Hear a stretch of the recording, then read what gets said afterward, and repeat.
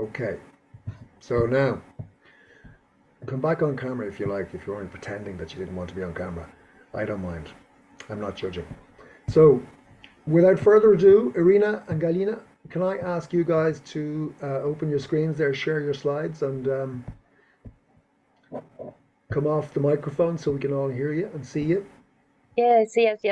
Thank you so much. Yes, and so we would like to start. And at first, okay, I hope that you can see our presentation. Yes, it's okay. So this webinar is a part of the Regenerative research initiative, supported by Erasmus Plus program and jointly hosted by UVIC University Central Catalonia and Beta Centre, and also of Trinity College Dublin. Our webinar is a part of activity of the Regenerative project, Regenerative Strategy for the Higher Education Institution. And recently, economics have recognized the needs to do and transition to become regenerative economies. According to the European Green Deal, there is extensive needs to boost the potentials used of researchers by moving to clean circular economy, to stop climate change, and to cut pollution.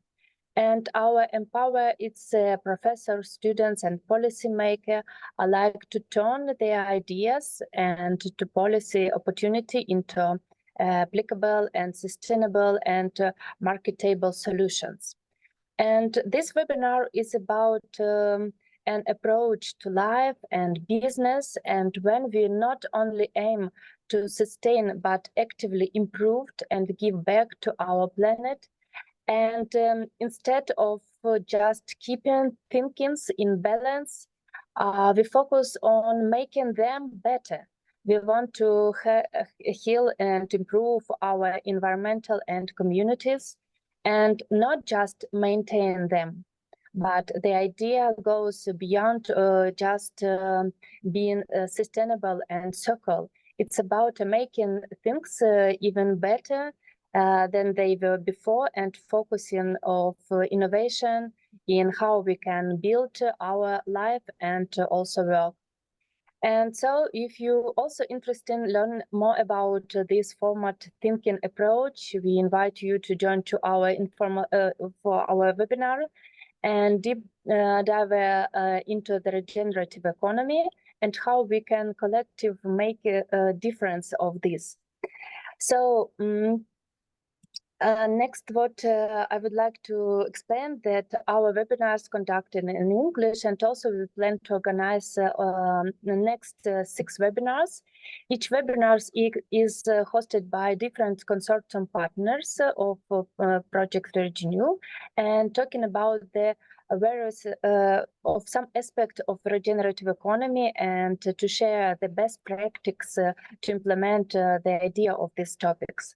The dissemination information and attract to larger audience of participants of the topic regenerative economy.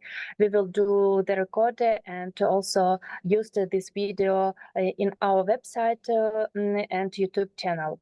So we plan to organize and to invite you also for the next 6 webinars. It's a regenerative. So today we will speak about regenerative economy, state of arts. The next topic will be the technology regenerative economy, ecology theory of money, ecology systemic value creation thinking, living system regenerative design eco conception, and also University Business Center and regenerative economy. So from February to May 2024, jointly with us, we can discover how we can not only sustainable, but also but actively improve the rehabilitate our environmental and community, and let's unlock the potential of real changes together with all our partners. So a regenerative economy takes a comprehensive view, understanding that everything in a system is connected. And our world is interconnected, so focusing narrowly of a complex system is not longer an option.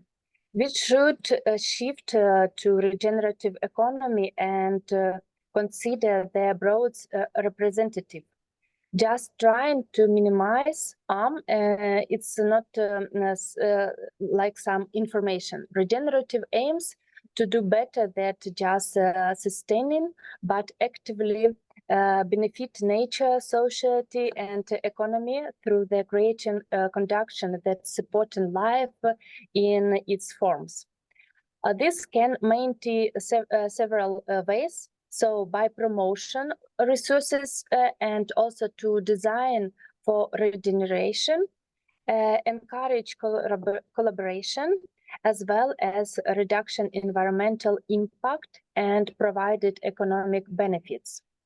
The aim of regenerative economy is to work with nature to restore and also revitalize the worldwide social and ecology system. This involves creating a conduction that support life and to improve the well-being of people globally, all within the healthy environmental. Regenerative economy used nature principle of social and economy system, and this involves creating a conduction that support life and improve the well-being of the people. So what we can do? The first and the most important step is to change our mindset, and that means accepting the reality and that we have one planet with limited resources and our pollution is increasing.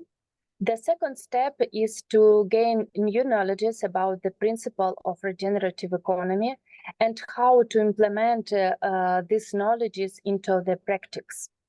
And regenerative sustainability means working together with nature to restore and renovate the global social economy system.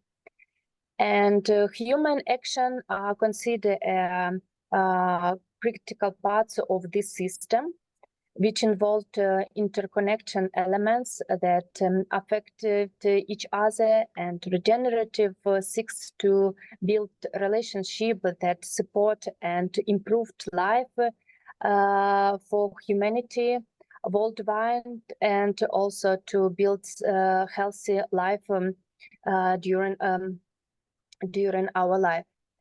So next we will speak more and know more about the good practice, and so I would like to take floor to my colleagues Galyna, who will continue and also present more results about the good practice and also present how we see what is it regenerative economy. Okay, good evening, dear participants of first masterclass dedicated to the regenerative economy. My name is Galyna Ryabukha, and I represent Beta Technological Center of UVIC University. And from my point of view, this project, Regenew, is very important and also promising. And this series of master classes will help to achieve project goals. And I can admit that during the project implementation, our team actually faced two questions, and that we would like to find the answers to. So the first one is, what are the fundamental principles of regenerative economy? And the second one is how these principles are implemented into practices. We shared our ideas in the article, and but today I would like to present you only some important aspects. So The first principle of regenerative economy. So if we speak about principles of regenerative economy, they are like principles in any scientific field are fundamental ideas that help to develop broader categories. There is a wide number of different classifications of principles of regenerative economy, but after comprehensive study of different literature and we would like to admit that a particular system formed by Brian Fass, Daniel Paiskas, and Sally Gornham is more like more applicable. And we would like to concludes that 5 principles as regenerative reinvestment, reliable circulation, regenerative design, effective learning, and endless diversity, they are of prior importance. And I hope that knowing peculiarities of each principle and also understanding the examples how these principles are implemented will broaden the knowledge of regenerative economy. And here I would like to tell you about the first principle. It's generated reinvestment. And actually this principle of regenerative economy, it focuses on directing financial, human and also natural resources towards activities to promote sustainability, resilience, and also healthy ecosystems. And there are key components in this principle, like research and innovation, resource regeneration, and also regenerative business models. And here I would like to tell the peculiarities of each of these components. So for instance, research and innovations component considers that funds are directed to research and innovations initiatives in such fields as renewable energy or regenerative agriculture and many others. Another component that is connected with previous one, but a little bit different, which is called resource regeneration. It aims that activities and also technologies that facilitate regenerative economy, and they are aimed on regeneration resources, natural resources such as water, air, and also it could be forests. And this component involves, for instance, reforestation projects and also water conservation initiatives. And the last but not the least component is regenerative business models, in which investments support businesses and also enterprises that adopt regenerative practices across their value chains. And this involves moving from exploitative models, as we know, towards what that create value while simultaneously restoring natural and social resources. These are like the main peculiarities of this principle. The second principle that is also of great importance is reliable circulation, and supporting a reliable circulation of different resources such as energy, information, money is crucial because all sectors and levels of economy, they are interlinked. And here I would like to share you a perfect example how this principle of reliable circulation is implemented. Actually, after analyzing, I can conclude that all principles of regenerative economy, they are implemented by many actors throughout national and also European projects. And the perfect example of such institution that successfully implements regenerative practices through projects is Beta Technological Center, UVIC University, and mainly all the vast majority of Beta's projects, they support transition to the regenerative economy. And the example of such project is Fertimanue that aims to develop and evaluate innovative strategies for nutrition management that allows recovering bio-based fertilizers from livestock manure. And this project was implemented in 5 European countries, the biggest in livestock production, and they are namely Belgium, Germany, France, Netherlands, and Spain. And to understand the impacts of this project, I can explain that there are like several pillars. The first pillar is to develop technological approaches for a new generation of commercial, sustainable, and also safe fertilizers from livestock manure. The second one is reduction in the environmental impacts linked to the emissions. And in long term, this project Manure will contribute to the development of new business models that are synergetic with other economic sectors and will therefore create wealth and high quality jobs in rural areas. Then the third principle of regenerative economy is regenerative design, and it's a principle a little bit different from previous ones. And this principle focuses on creating systems that only sustain themselves, but also contribute positively to the environment, society, and economy. And here are some examples. There are living buildings, also green roofs, and community-based renewable energy. But to understand the benefits of this principle, we need to understand their like economic benefits, and then move to societal and also ecological. So, for instance, regenerative design practices, they promote energy savings, and which can result in reducing heating and cooling costs, and also lowering energy consumption. Green roofs, they also improve air quality. I agree that this benefit is of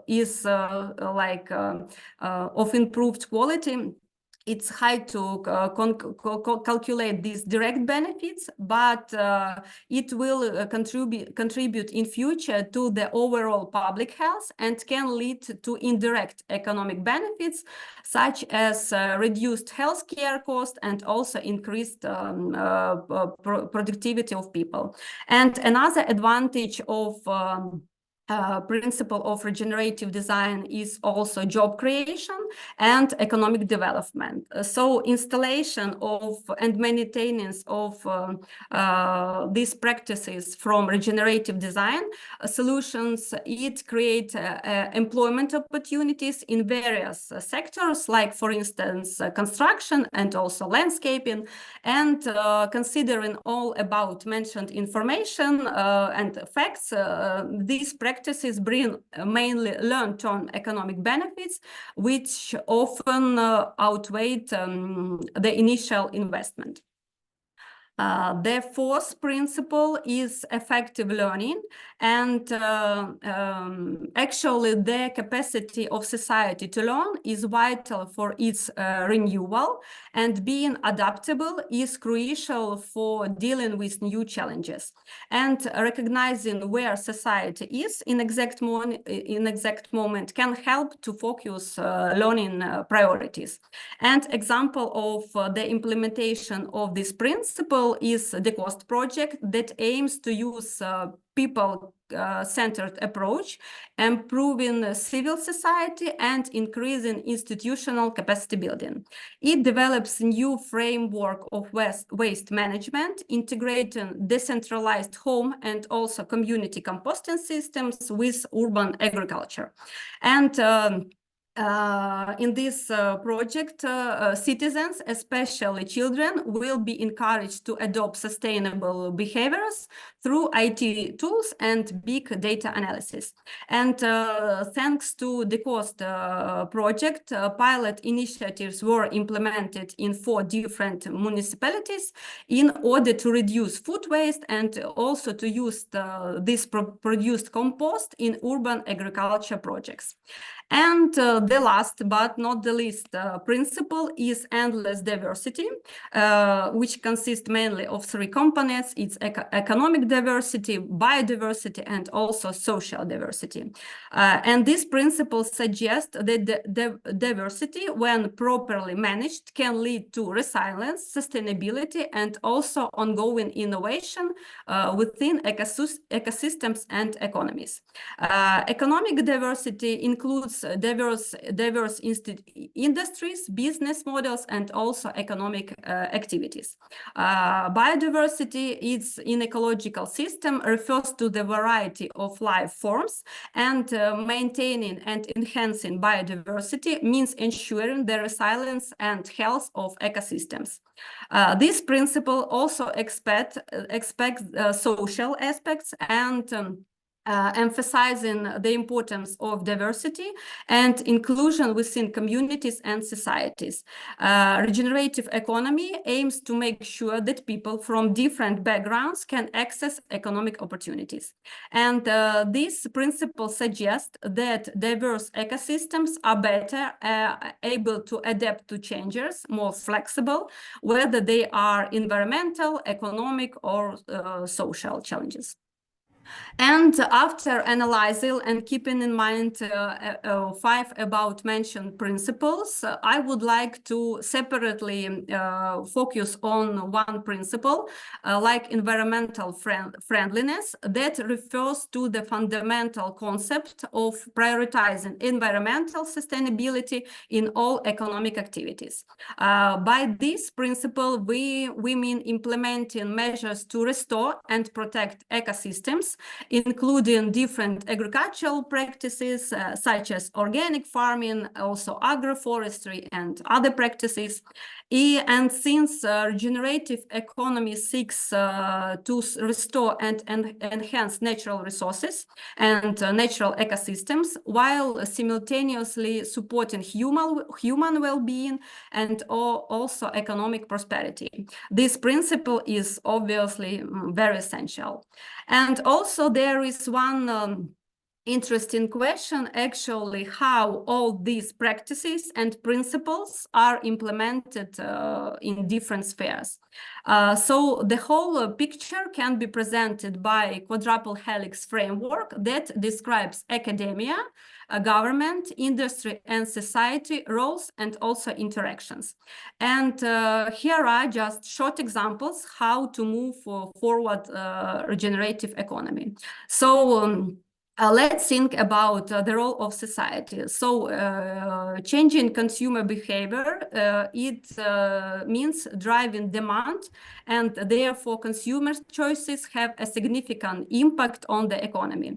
By supporting businesses that prioritize regenerative practices, it will help them to produce goods and services that are sustainable and also environmentally friendly. Society also can promote awareness and education about the importance of regenerative practices. This can happen through different initiatives, also formal education in schools, but also through public campaigns to inform people about the benefits of regenerative agriculture and economic, and also renewable energy and practices and other sustainable aspects. What can do actually academia? Academia can create education resources and also collaborate with businesses for knowledge exchange and practices. And government for sure can influence transmission to regenerative economy by making changes in policy and also encourage innovations. And industry for sure can focus on recycling products and materials, and also educate employees and their stakeholders. Galyna. And yes. Fantastic. Brand We're finished, are we? Breandan, just one short. Sure, go for it. Yes, okay. So in conclusion, it's my conclusion that I want to admit that integrating these principles into economic policies, business and strategies, and everyday practices, regenerative economy aims to achieve harmonious balance between human activities and also natural environment. And I want to also conclude that on each and all of us depends the well-being of present and also future generations. So thank you for your attention. And if you have any questions, I'm ready to answer. Thank you. Thank you very much, Galyna and Iryna. That was fantastic. Would you mind unsharing your screen there for a moment? Okay. Just a minute. Yeah, no hurry. What I'm going to do is quickly ask anybody out there who would like to ask a question to ask the question now or forever hold your peace. You might get a few minutes at the end of the hour, but if you want to ask a quick question now, you can put it in the chat if you like. I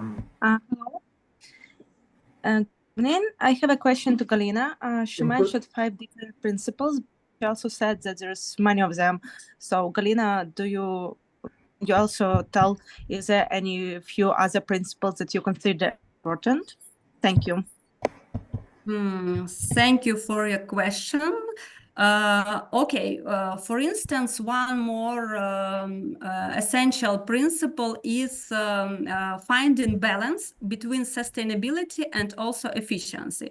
So it's, like to find this between these sides balance and to find how they can be achieved. And also one more essential principle is the development of mutually beneficial relations. So it's like when society, environment, and also economy, they have a mutually beneficial relationship, and they actually support each other and move into one goal. So these two ones I support are also very important ones. Thanks, Galyna.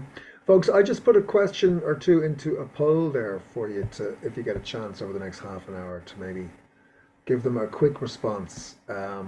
Take your time, there's no rush, but we'll try to get it wrapped up before we leave at 7 o'clock.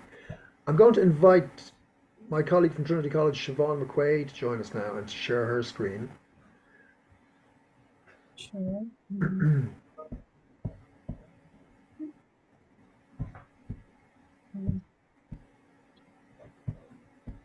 Okay. Perfect, Siobhan. Hi, welcome. Thanks very much for joining us. You're welcome. Delighted to be here. Actually, I'm really interested in the last presentation. How long do I have, Breandan? Because I think it's really important to leave time for questions and answers. Yeah.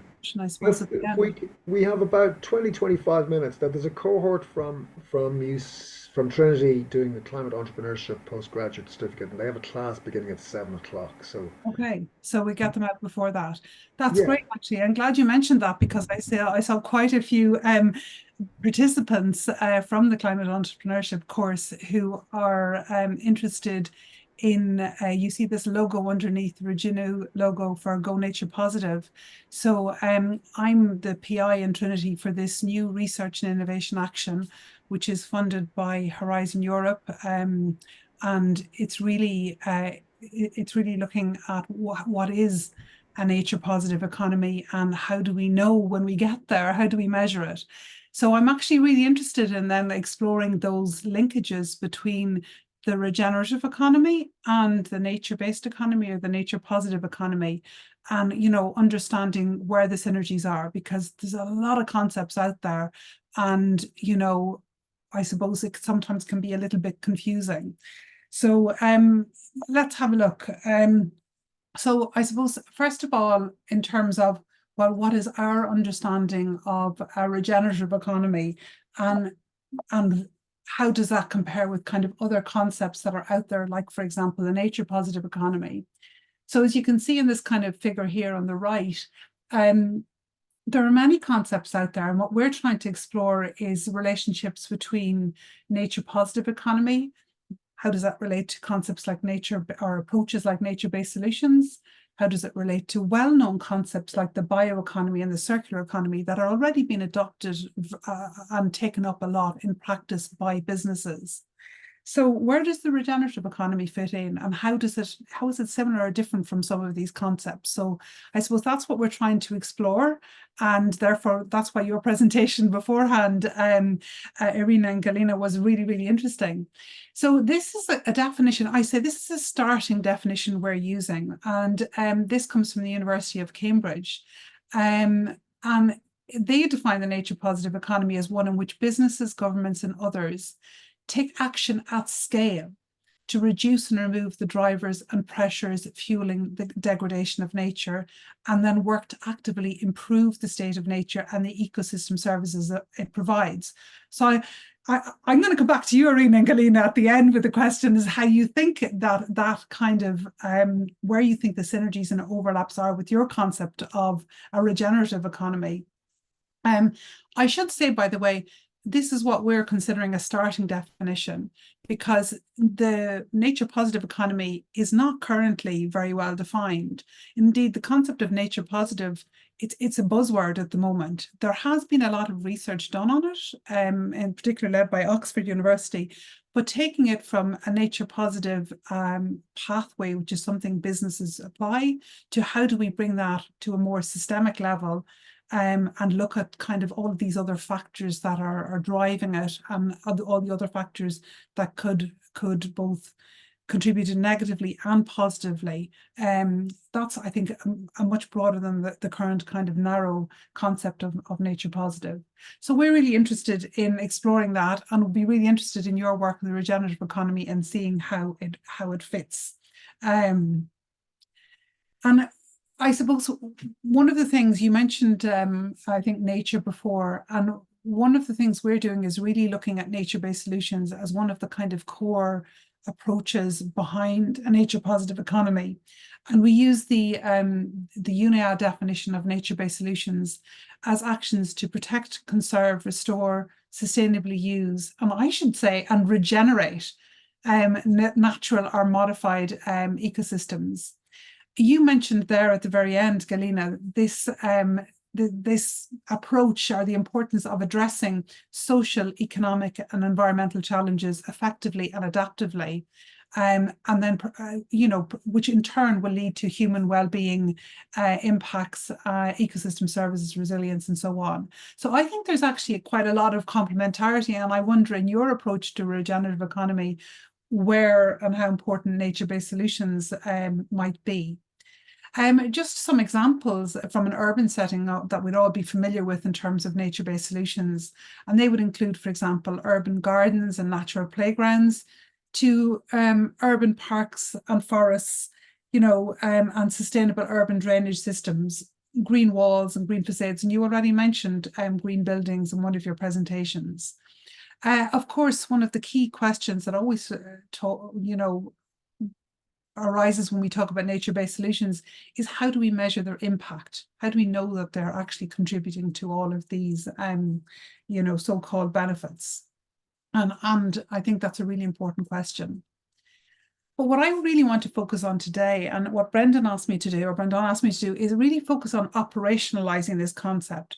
So to give some really concrete examples of, what are the kind of business models and the businesses working with nature?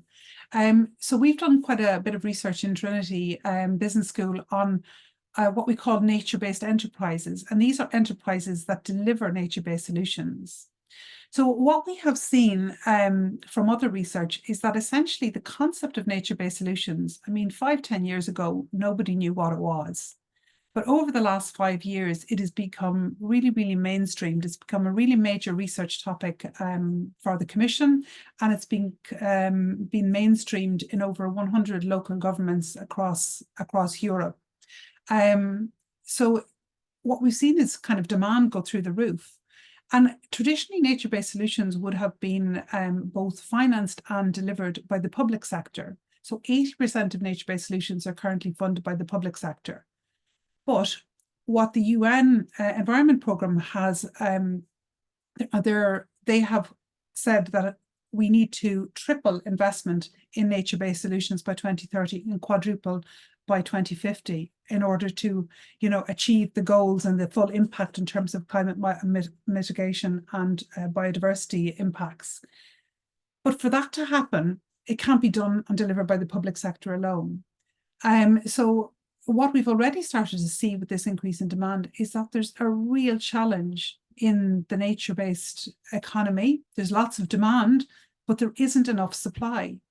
So finding skilled and experienced suppliers is a major roadblock in the take-up of nature-based solutions. And what we looked at was, well, what kind of private sector companies deliver these nature-based solutions? And we found that this is where the concept of nature-based enterprises emerged. So what do we mean by nature-based enterprises? Well, first of all, they're nature-based. They're driven by a mission to work with and for nature to address climate change and biodiversity challenges. And I think that for nature is really very important, because if you think about, a lot of organizations work with nature, think about farming and forestry, but not all work for nature in terms of improving the biodiversity and impacts. So these are some of the different types of businesses that we found delivering nature-based solutions. And some of them are involved directly in the delivery. So you have a lot of water management companies, and I'll give some examples in a minute. Some green building companies, which you've already mentioned, sustainable or regenerative agriculture, same in forestry. Smart technology is a really interesting and growing area, and I was really interested in some of the examples that you presented earlier. Then we have other areas like ecosystem restoration and management, sustainable tourism, research and financial services. So just some practical examples. So we have, first of all, you mentioned green buildings. So this is an example from Germany of a company called Helix that deliver green roofs, facades, walls and interiors. And they actually can measure their impacts because they work very closely with universities. And going back to your quadruple helix approach, what we find is that nature-based enterprises are very often led by highly educated professionals, and they tend to reach out and work very closely with university partners to measure these impacts, but it still remains quite a challenge. Then we have ecosystem restoration and management. So an example would be Mossy Earth, who works on rewilding, reforestation, and on both land and water. We have an interesting, I suppose they were two direct examples, but here we have an indirect example of a company in health and well-being and there's been a massive surge, we've noticed, of interest in this area. So these types of companies work in terms of connecting people with nature, but their primary goal is social, to improve human health and well-being. And then the last example I mentioned was smart technology. So there's massive opportunities here because I suppose nature is more cost effective in the long run than grey solutions, but it's quite expensive nonetheless. So there's a lot of new technologies emerging, using old technologies like sensor technologies and combining it with data analytics to kind of measure soil health and to make sure that trees that are planted and other vegetation aren't lost due to lack of water or any other factors. And there's a huge opportunity here for citizen science as well. So they're just some examples of what we're talking about when we're talking about nature-based enterprises. So we did a survey about, this was in 2021, I think. So I'm going to present you some of the results of the 2021 survey. But what I would say is, if you know any nature-based enterprises, we're currently doing another survey. So we're trying to repeat it every 3 or 4 years to see how the ground is changing. So we currently have over 100 responses to our current survey, and the preliminary results are going to actually be presented at an event next week. So I'll share details at the end of the presentation of that event. So if you're interested in these kind of more information, you can certainly join us. So this is just some of the basic characteristics. A lot of the private sector companies in this space are small, but then most businesses in Europe, you could say 99% of businesses in Europe are micro SMEs or small SMEs. But interestingly, the private sector is as important. They're not dependent on public sector financing, and they get equal income from the public and the private sector, and then a small amount from the third sector. Interestingly, the majority, even though their mission is environmental, you couldn't call them a social enterprise, because the majority are either identify themselves as either for-profit or hybrid in terms of motivation. And again, this harps back to some of the kind of the values that you guys mentioned earlier in terms of the kind of different types of values that are created by such initiatives and such enterprises. So the top values created, we identified, were in skills development, innovation, job creation, environmental value creation, and biodiversity, increasing biodiversity and green blue space, water, air quality. And the social value is very interesting, empowering the community, helping them to connect with nature, changing environmental attitudes, and increasing health and well-being.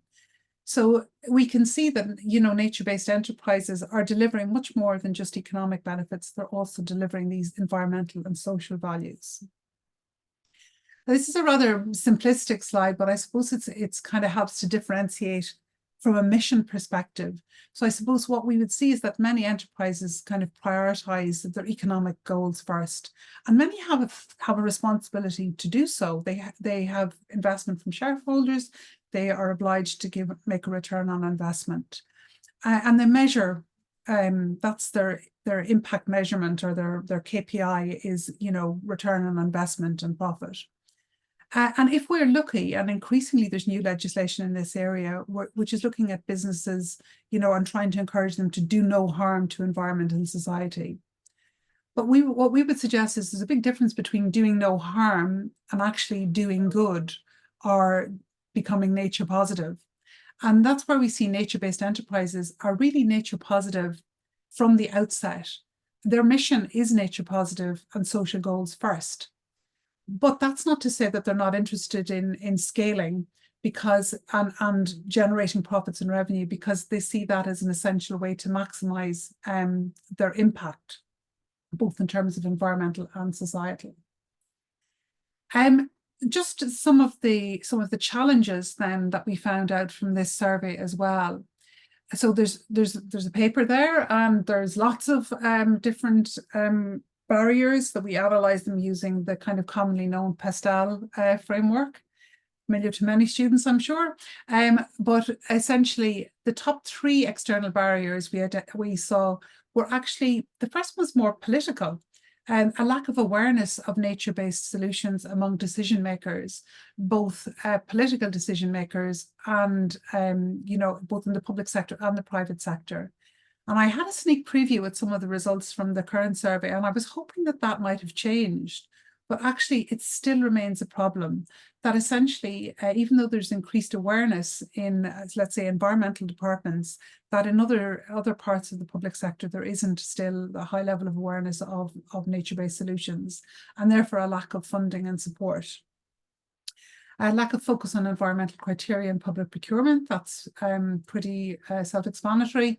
And then this disconnect between policies. So on one hand, we'll see economic policies, and this was particularly the case in agriculture, where you see policies supporting, you know, increased production, and then others trying to increase biodiversity. And there was just a message coming back to us that there was a lack of consistency and in policies. I think that's improving. I hope it's improving, but we'll see from the current results. Internal barriers, lack of finance, And in this current survey, we're doing a lot more focus on finance. So we've got a lot more information on how they're financed, and their, whether it's private or public, and how that evolves over time. So that will, I think, new results and new research will be interesting. A big one here is measuring impact. And I know this is something you guys touched on before, but this is really critical. How do you measure impact? How do you know that you're having, you're contributing to a regenerative company or economy? How do you know if you're nature positive? And then research and development, a lack of finance there. Really strong enablers that emerged were the importance of partnerships and networks. So what we found is that it's quite funny when you talk to one enterprise, they're able to point you to everybody else in this space. Maybe it's because there's not that many, but they're very strongly networked and aware of who the players are in their sector. Access to education and skill development, as I mentioned, there's a lot of close relationships with research partners, and that helps to build skill sets. And then, evidence of the effectiveness. We found that pilots and demos were very important in terms of demonstrating effectiveness. So then they're the kind of findings. So just to summarize in some of the financing and business models. So as I said, most of them have revenue generating business models where they're not dependent on grant financing or philanthropy, for example. We were seeing an emergence of fintechs, these kind of intermediary platforms as a source of financing, but we're also aware of the risks around such platforms. And then there's a kind of mixed views on biodiversity credits and kind of these non-fungible tokens, the kind of crypto, these new forms of financing that are emerging. But it's essentially what we're seeing is the lack of financing is scaling their environmental impacts. So if they had more money, they could do more. One of the reasons inhibiting the take-up of private sector financing is this perceived lack of alignment of their environmental mission with investors' more short-term economic goals, and then a lack of knowledge and awareness among investors of NBEs and vice versa. So what are we doing? And just some practical examples of how we're connecting these different enterprises together. Well, one of the things, to address some of these challenges around the lack of awareness is we've kind of put together this platform called the Connecting Nature Enterprise Platform, where we have enterprises, we invite to nature-based enterprises to kind of, from all around Europe, in fact, from all around the world, to kind of showcase what they're doing.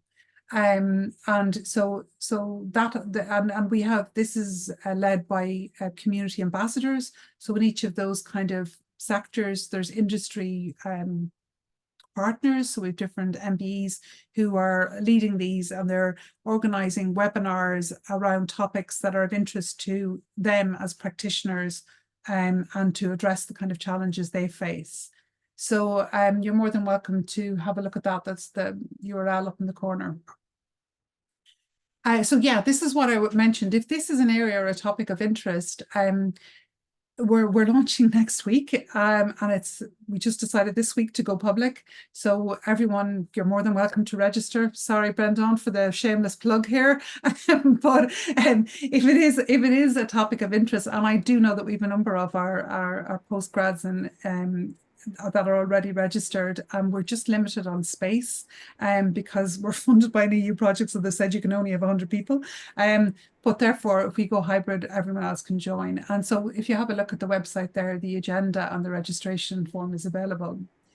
And yeah, as part of that event, we're organising the second edition of this event, which is Nature Futures, which is where we're actually getting these nature-based enterprises and some of these leaders that I mentioned to get up on the stage and talk about what are the key challenges, and also very importantly to talk about the intersections between their different areas, because they're not mutually exclusive. What we have found, and this is also what's emerging from our research, is that a lot of them don't see themselves targeting just one sector. So they might be working on, for example, agriculture and forestry and ecosystem restoration and water management all at the same time. So there's a lot of intersections, and there's also a lot of common challenges. So we're bringing them together in this discussion, which is part of this event. So if you register for the whole event, you'll automatically get onto this, and that's that. So I suppose key takeaways to wrap up. The concept of a nature-based enterprise is it's an umbrella concept rather than a strict definition. So there's many different existing sectors already there, like regenerative agriculture, regenerative tourism, and forestry. So it's this concept of if we bring them all together and through this common definition, which we're still working on, then it'll raise awareness of what they're doing, and it'll raise the interest of policymakers. And what we're seeing is this really close relationship between environmental and social goals. And very often, yeah, they're so closely related and intertwined. High potential of nature-based enterprises. So some market sectors like green buildings are absolutely exploding, while others are lagging a little bit behind. We are seeing a huge change in that. And again, some results will be presented next week. Many common barriers, and we need more research. There's a surprise. So I think that's it, Breandan. I'm conscious of time, so I leave it here. I don't know, are you sharing these presentations? Because I've just put in some additional reading there and some tools and so on, if anyone is interested. Brilliant, Siobhan. Yeah, I think we hope to share the slides. The recording itself will go public, as I mentioned. Oh yeah, that's perfect. So, you know, we'll share, if you need to sanitize anything, we'll share the sanitized version. But I think obviously you can put in 10 registration link slides for the event, and maybe one slide just to summarize everything else you talked about. Just to continue on with the shameless plugging, in the name of collaboration, of course, all in the spirit of collaboration. But that the event Siobhan's organizing next week is going to be a fantastic event, and I would recommend to all of you to, I think Quentin, one of our colleagues here, pasted the registration link into the chat. So I would definitely recommend you guys all revert to that particular event and tune in where you can. I'm just cognizant as well that because I'm borrowing a group of people from UCD, I want to put it on the record that I'm giving you the chance to sign off in time for your class at 7 o'clock. I'm not expecting you to stick around if you don't have to stick around. I don't know if you have a little swipe card that you have to check into your class, just to make sure you get your credentials at the end of it. But just putting it out there. What I'd like to do is just quickly invite anybody who's got any questions for Siobhan in particular after her segment there to put your hand up or put it into the chat. I know that there was one put into the chat by Andre Bauman earlier, Siobhan, quickly, and he just asked, I don't know, let me just scroll back. I see it there. Is there a census database of existing and working nature-based solutions in Ireland? Honestly, I don't think so, but the best database of nature-based solutions in Europe is managed by OPLA. Do you know OPLA? So I can put the link to that. So it's part of Network Nature, and they have a database of nature-based solutions all around Europe, and there also are some from Ireland as well. So that's opla.eu, oppla.eu. I'm just looking through the rest of the comments here, unless anyone has their hand up, because I see that Quentin, I see you've added the paper there on the quintuple helix, and actually that was something that we had considered and we tried to operationalize it, but we found a number of holes. Happy to talk about it at some stage, but it's a really interesting concept. I'm looking forward to seeing you next week. Question there from Shirley Clarkin. Would you consider companies in Ireland working as habitat restoration companies to be nature-based enterprises? Again, there is if you go to the nature-based enterprise site, there are a number of questions which you can ask yourself to identify, are you a nature-based enterprise? So I think there's like 5 questions that you need to ask yourself. Because there's, we're also quite conscious that there's kind of a lot of greenwashing in this area. I would say off the top of my head, it sounds like it's a perfect fit, habitat restoration.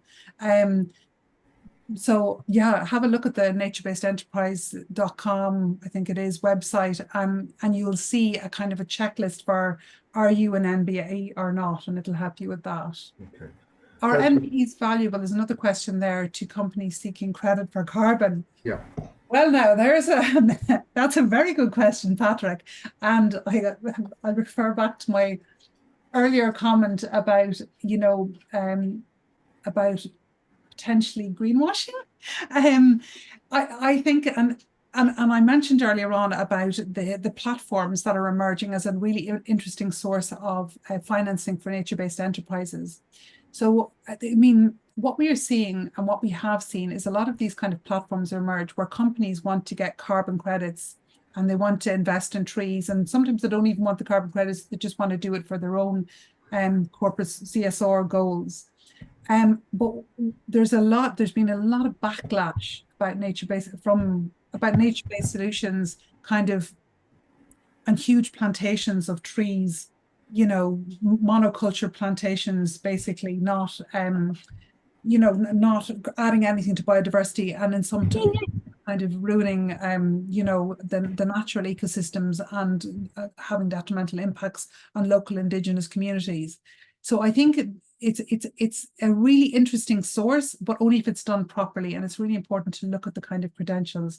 And we've a lot of research, and actually there's, I think, a lot of takeaways on this subject.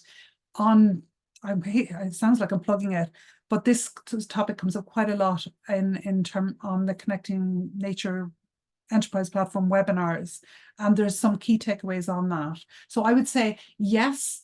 It can be very valuable, but you really need to be very careful and make sure that companies are investing in nature-based enterprises and that are doing it properly, if you like, according to the definition. I have a quick question, Siobhan, just in terms of public discourse, and in terms of stimulating debate and activity amongst society in general. There's a lot of conflicting terminology, yes, which potentially could confound people and act as a kind of a disincentive to engage with the subject of either the regenerative economy or nature-based solutions. Indeed, we found from our own literature review during the course of the program that people often conflate the circular economy with the regenerative economy, for example. Yeah. Because again, it's a very facile use of terminology that people don't necessarily delve into and inquire a little bit more about. Do you think it would be helpful if we were to come up with an expression or a terminology or a line or a kind of a very simple mission statement which would satisfy the needs of all of the activists in this particular space? How do we get people less confused or less confuddled? Yeah, it's a really important point, I think, Breandan, because what we have seen is there's a massive awareness of concepts like circular economy, which have been around a good while. And if you talk to anybody, they have a very clear understanding of what that is. There's a really good, the carbon guys have done a great job. So when we talk about net zero, and every company knows about that and how to get to it. So I think circular economy is a really well-known concept. What we can do, I think, is learn and piggyback on what they have done and how they've managed to get their message out there very clearly. And that is something that we're looking at, because it's a lot of noise and there's a lot of space, and it can be, it can lead to confusion and then to apathy and people do nothing. By the way, I just want to comment on one point that Shirley Clarkin has made in the message there, and I have to say, or in the chat, I think that's a really, really good point. I think that and I don't know how to get this message, is one of the key reasons why we're targeting policymakers next week, is the new nature restoration law will create massive opportunities and massive obligations. And at the moment, all we're hearing from the industry is a massive shortage of skilled people that are able to meet that demand. There's not enough people coming out of forestry or in forestry. There's not enough ecologists. So it's a massive skills shortage that I think we're looking into with these kind of nature restoration laws around the corner. So yeah, that's a really, really important point.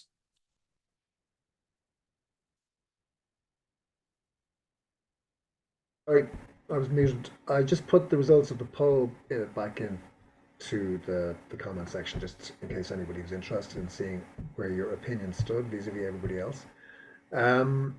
Listen, in the interest of time, I know the guys from the Climate Entrepreneurship Postgrad Diploma in TCD, Trinity College Dublin, have been given a bit of a derogation in terms of the start time for their class, but I want to wrap it up now in the next kind of 2 minutes or so. Does anybody have any kind of final question or final thought to share with us before I do so? No?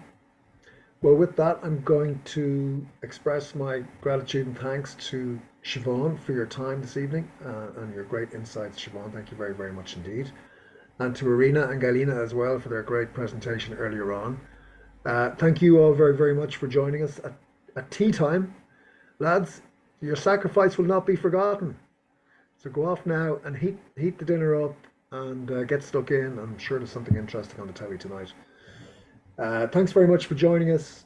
We'll be in touch, as we mentioned at the outset. There are a couple of these webinars coming up over the course of the next couple of months, and one or two other activities that we can keep you posted on, and we'll let you know about. Hopefully we can invite you back in and get involved in some other activities around around this particular Regenew initiative. Okay, so thanks very much, everybody. Good night and God bless. May the force be with you all. Thank you, everybody. Thank you. Thank you. Good night. Here you are. Slán. Slán. Bye, Breandan. See you. Thanks, Siobhan.